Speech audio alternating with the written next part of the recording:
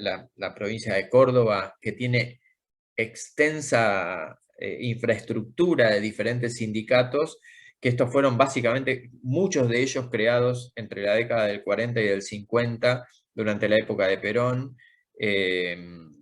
Además es interesante ver la infraestructura que tienen, al servicio de, de sus trabajadores, ¿no?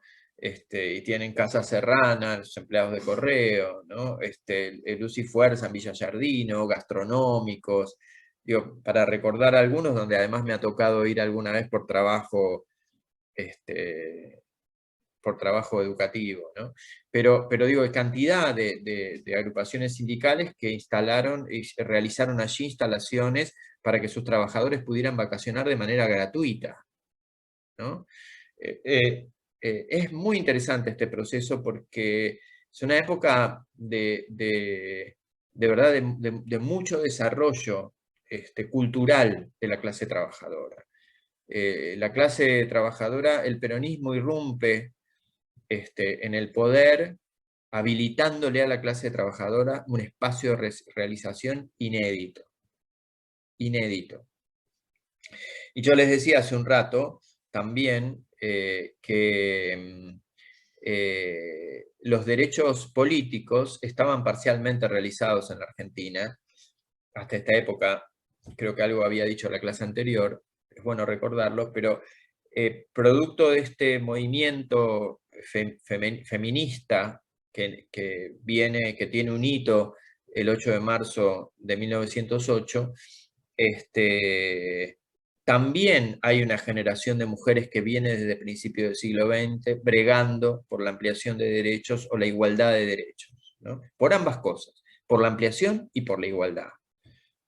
Porque en algunos casos la igualdad es la realización de la justicia. En algunos casos implica la ampliación de los derechos para las mujeres. Entonces, va a haber, bueno, de la mano de Alicia Moró de Justo y la construcción del primer socialismo argentino, de esta idea del pensamiento socialista en la Argentina,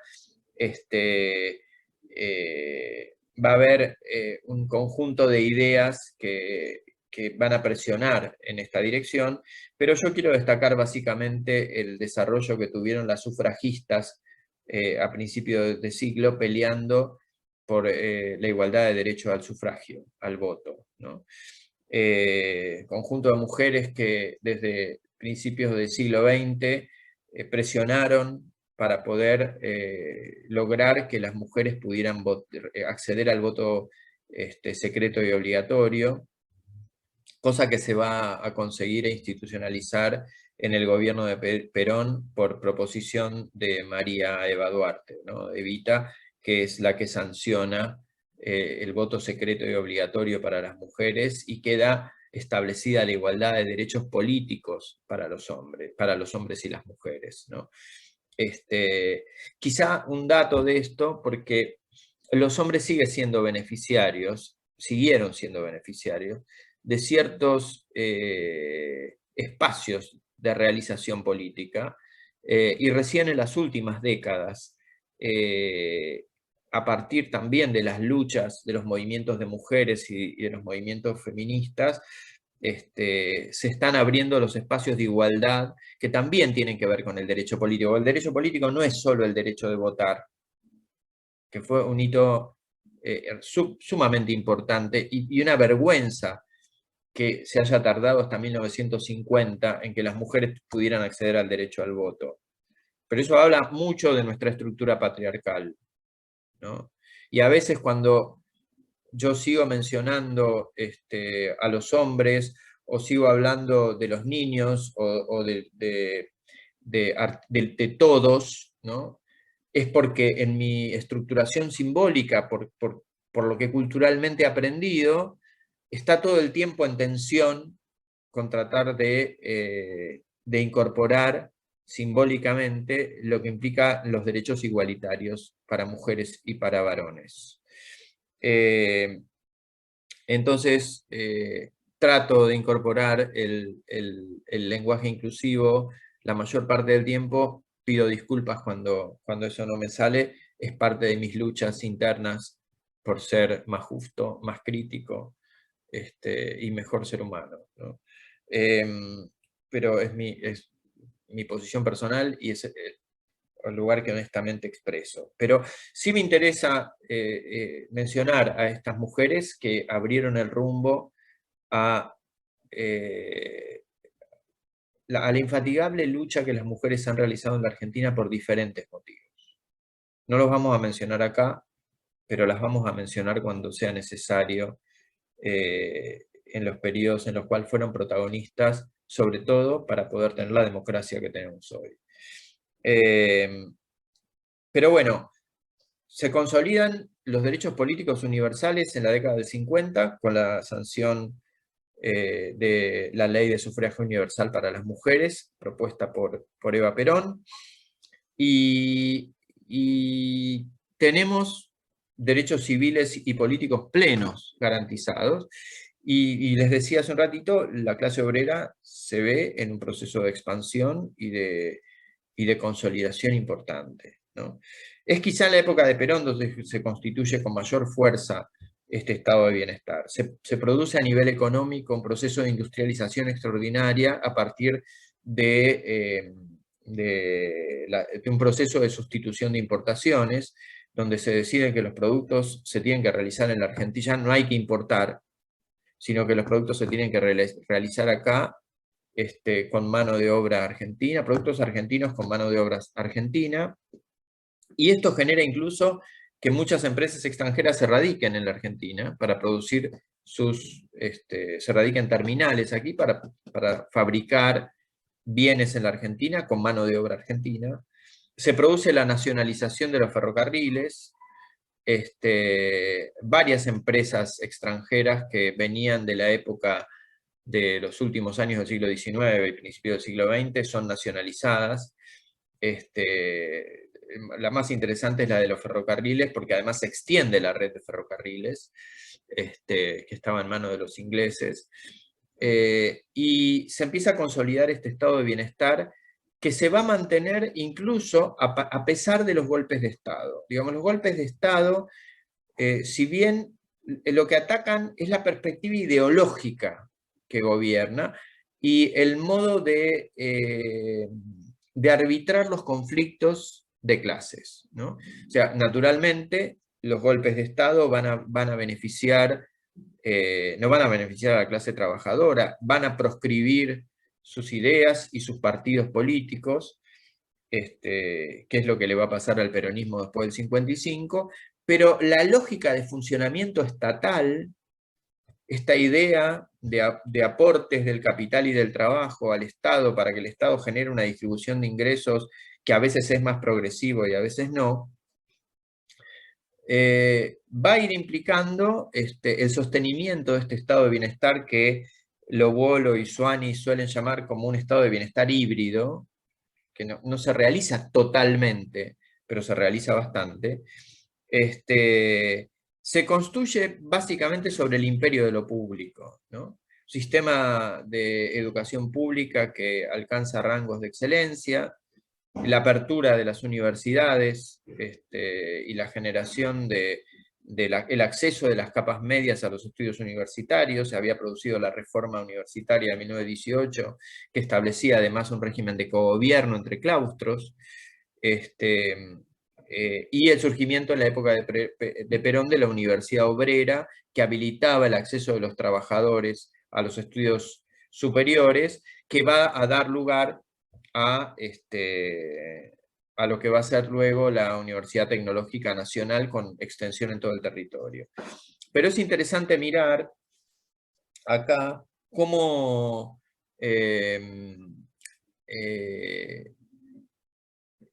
la red de beneficios estatales va alcanzando a las familias y va formando esta figura de derechohabiente. Ya los aportes que el trabajador hace y los aportes que el patrón hace vía el salario, vía la relación salarial, no solo va a constituir un tipo de relación salarial específica, sino que además va a generar una transferencia, dice Castel, de propiedad ideal a los trabajadores, ¿no? La idea de tener el trabajo y de tener beneficios adquiridos da una idea como de propiedad transferida, algo que me están dando a mí por tener por derecho, ¿no? Y esta propiedad transferida se traduce en tener posibilidades de vacacionar, tener posibilidades de educación, tener posibilidades de salud, pero también va a empezar a habilitar otros derechos, ¿no? Que son los que Marshall denomina los derechos sociales. Entonces va a surgir una nueva figura de ciudadanía de la mano de lo que es la ciudadanía social, entendida por derechos sociales nuevos, ¿no? Y estos derechos sociales nuevos son, producto de la institucionalización del pleno empleo, el derecho del trabajo, producto de la expansión del sistema educativo, el derecho a la educación, y producto de las necesidades de la reproducción de la fuerza de trabajo, el derecho a la vivienda. Entonces van a aparecer todas las políticas, desde la creación en la Argentina del FONID, del Instituto de la Vivienda, a la generación de sistemas de acceso al trabajo, la promoción del empleo, la generación de industrias. Por eso el proceso de sustitución de importaciones y de terciarización de servicios a la industria genera una cantidad de empleo extraordinaria, que expanden la base del trabajo, ¿sí? Ahora bien, el trabajo se sindicaliza, el trabajador se organiza, el trabajador aprende también en la organización sindical, que tiene sus propios mecanismos de aprendizaje y de formación, y de ese modo se va transformando en un trabajador pensante. El peronismo da esta posibilidad también de que los trabajadores se formen. Y si bien después se van a recortar estas posibilidades, por dificultando los mecanismos de acceso, siendo más riguroso en ciertos procesos, etcétera, no masificando la educación secundaria, por ejemplo, no haciéndola obligatoria poco tiempo o pocas décadas después, cuando ya hay nivel alto de universalidad de la educación primaria, la potestad de la educación secundaria queda más al arbitrio de las necesidades del ascenso social, prerrogativa de los trabajadores por mejorar sus condiciones de vida, o de los sectores acomodados.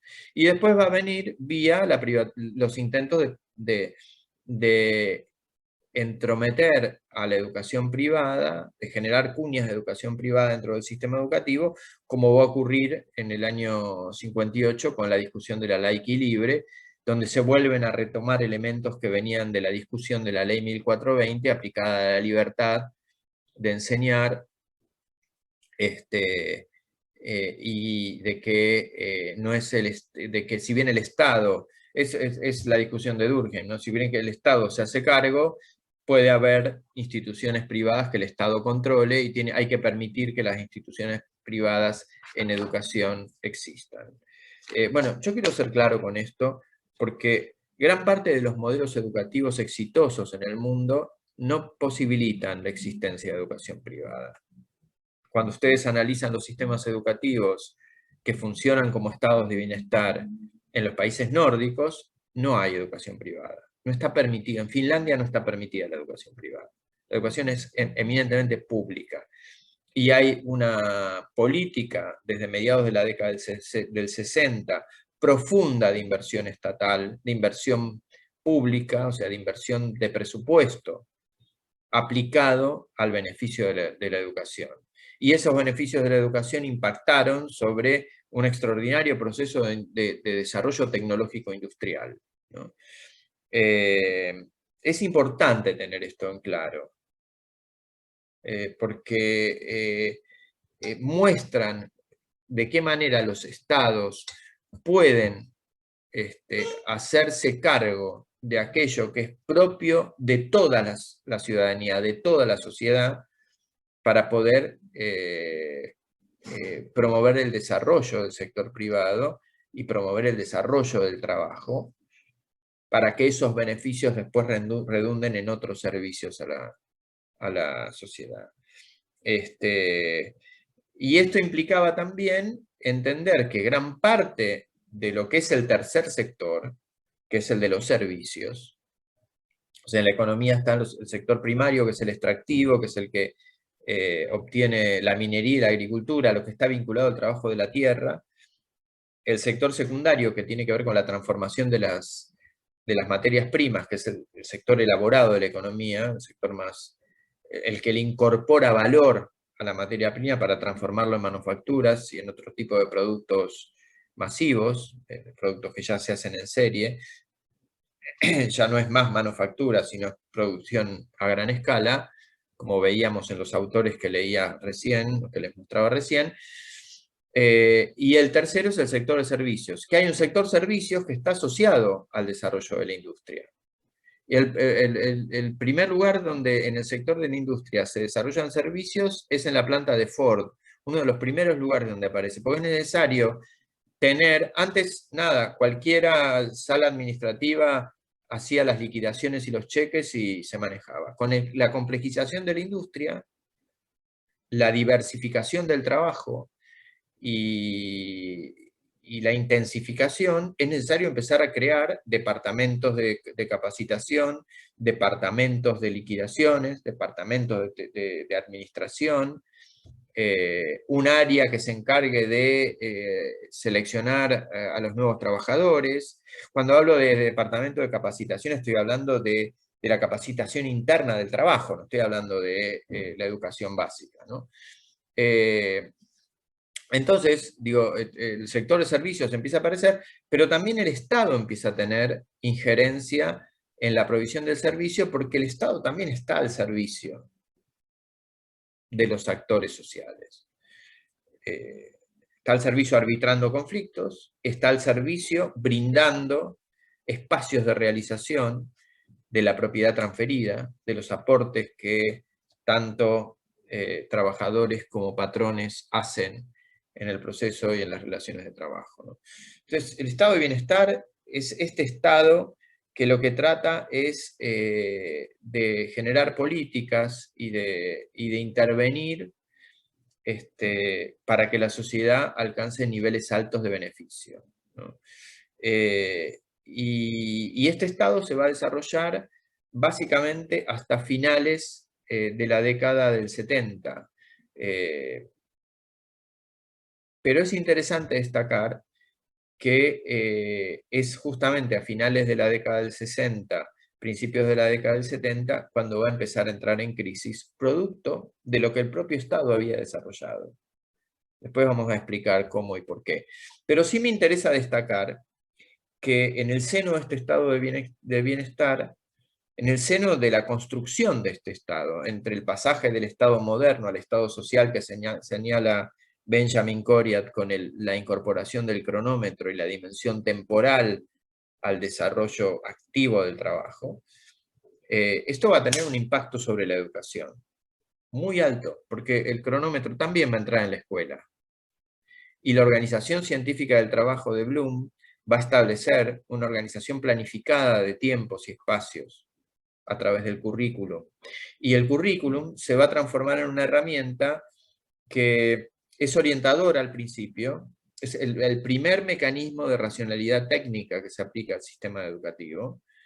Va a ser un instrumento orientativo y determinante de lo que debe ser enseñado, pero va a alcanzar niveles de prescripción en términos de racionalidad técnica del trabajo docente y de racionalidad técnica de la organización escolar cada vez más sofisticado a lo largo del tiempo. Y va a ser un espacio de tensiones, y va a ser un espacio de lucha, y va a ser un lugar donde circula el poder y la ideología, y va a ser un espacio de disputa de los sindicatos docentes por participar en la construcción curricular.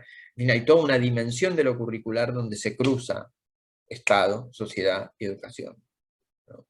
Y vamos a ir viendo algunas notas con el paso de la cursada para tocar algo de lo que es la teoría curricular, no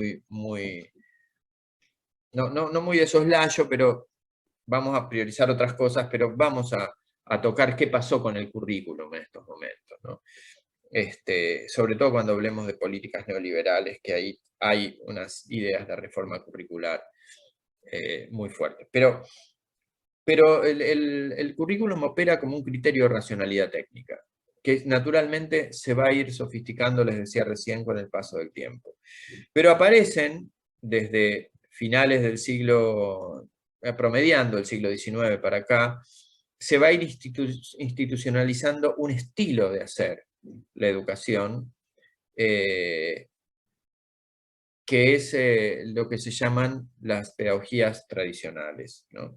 Y estas corrientes pedagógicas, la pedagogía tradicional, corrientes que van a surgir en contraste con la pedagogía tradicional, y criterios más basados en términos de aquello que hay que hacer o que debe ser hecho a través de la educación, estas teorías se van a concebir como las primeras corrientes pedagógicas contemporáneas, ¿no?